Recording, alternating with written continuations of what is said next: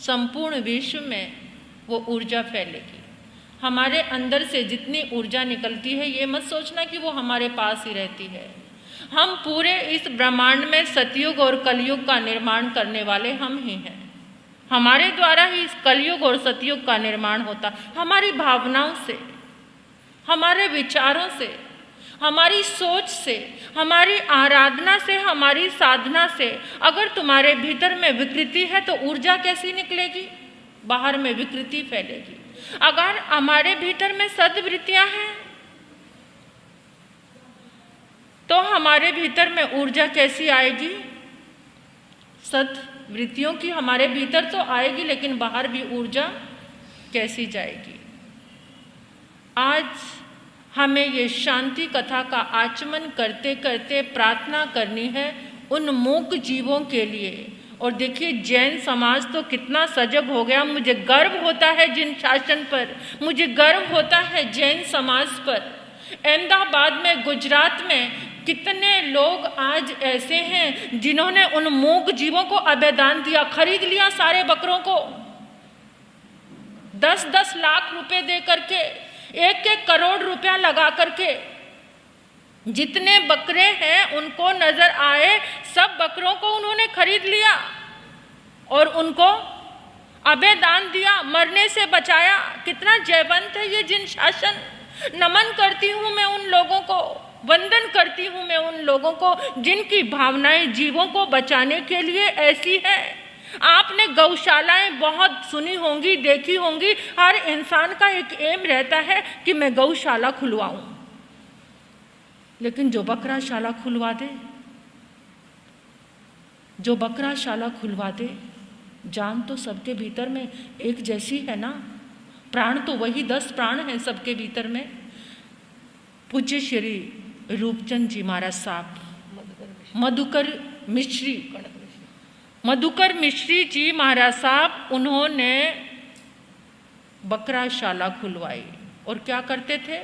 बकरे के कान में एक मुद्रा पहना देते थे, एक कुंडल पहना देते थे और उसको देते थे अमर बकरे का नाम। यानी उस बकरे को कोई भी मार नहीं सकता, उस बकरे के प्राणों को कोई लूट नहीं सकता। उसको अभयदान मिल गया, वो अमर हो गया।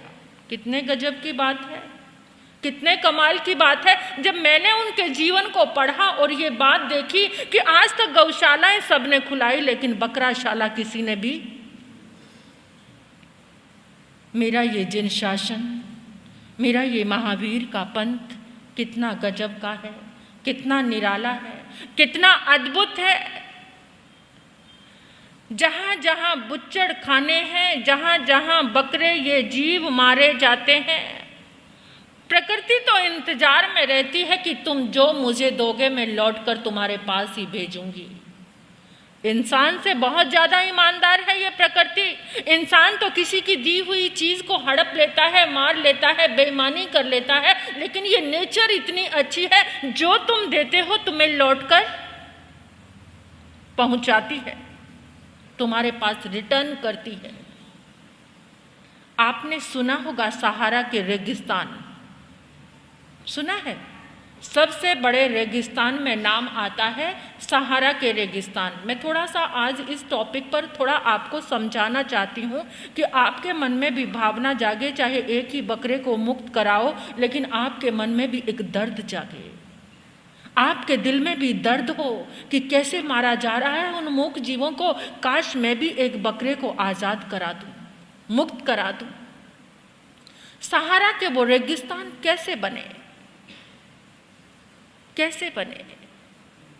वहां पर कभी बहुत बड़ा नगर होता था। वहां के राजा को शिकार करने का शौक लग गया। यथा राजा तथा प्रजा, जैसा राजा होगा वैसी ही प्रजा होगी। और राजा ने क्या किया? इतना शिकार खेलता, वो उसको इतना जबरदस्त व्यसन लग गया, प्रजा ने भी उसको फॉलो किया। वो भी ऐसे ही शिकार करने जाते, ऐसे ही जीव जंतुओं को खाने लगे। और एक दिन क्या हुआ? वो पूरा का पूरा नगर उजड़ गया। पूरा का पूरे नगर पर कहर बरसने लगा, कभी भूचाल आ गया, कभी बादल फटा, कभी कुछ हुआ, कभी कुछ हुआ, यानी कि वो सारा का सारा नगर खत्म होके वहाँ क्या बन गया? रेगिस्तान। जहाँ पशुओं की आहें होती हैं, जहाँ मूक जीवों की आहें होती हैं, वो जगह रेगिस्तान बन जाती है। और जो अपने अंदर हजम करते हैं उसको, उनका अंतर मन कितना रेगिस्तान बनेगा। क्या उड़ेगा वहां पर? धूल, मिट्टी, और कुछ भी नहीं होगा उस दिल में जो उन जीवों को खाने की तमन्ना रखते हैं। कोई धर्म नहीं सिखाता, कोई मजहब नहीं सिखाता कि तुम किसी के प्राणों को लूटो। शायद अच्छे ढंग से पैगंबर मोहम्मद की कुरान शरीफ में उन आयतों को उन्होंने अच्छे से समझा ही नहीं होगा। कोई भी नहीं कहता कि तुम किसी जीव को खाओ। प्रकृति ने और बहुत कुछ दिया है।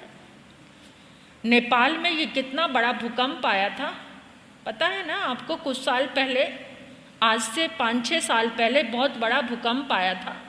उसका कारण क्या था? नेपाल में एक फेस्टिवल मनाते हैं गड़ी माही। उसमें वो बकरों, उसको भैंसे जो होते हैं, भैंसों को काटा जाता है। जिस धरती पर भैंसों को काटा गया वहीं पर फट गई वो धरती, और कितने लोग उसमें समा गए, कितना जनजीवन खत्म हुआ। जब वो भरी तो वो फट गई, बर्दाश्त ना कर पाई। इसी तरह से कहीं बादल फटता है, कहीं सुनामी लहरें आती हैं, और कहीं पर ये समुद्री तूफान आते हैं। अचानक नहीं है कुछ भी। हम कहते हैं अचानक तूफान आ गया, अचानक कुछ नहीं होता। अचानक कोई चीज भी घटित नहीं होती, पूर्ण संयोग उसमें जुड़ा हुआ है।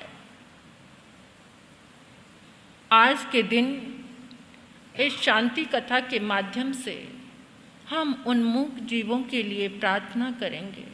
जो बच गए वो तो बच गए, लेकिन जो मर रहे हैं उनकी आर्त आहों से इस वातावरण में अशांति ना हो।